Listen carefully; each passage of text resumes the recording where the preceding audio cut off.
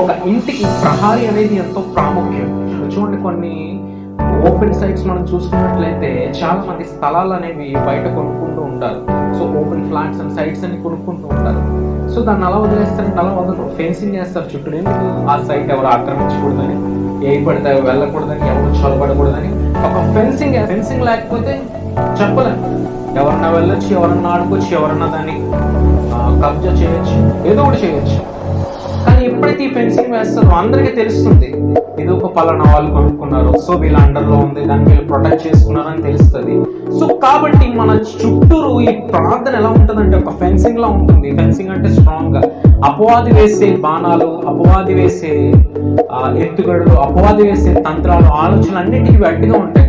So ఎప్పుడైతే ఈ fencing మన జీవితంలో లేదనుకో, ఖచ్చితంగా అపవాది దాడి చేయడానికి ఈజీగా ఉంటుంది అనమాట. వాడికి ఏమంటాడు, డైరెక్ట్ గా వచ్చేస్తాడు.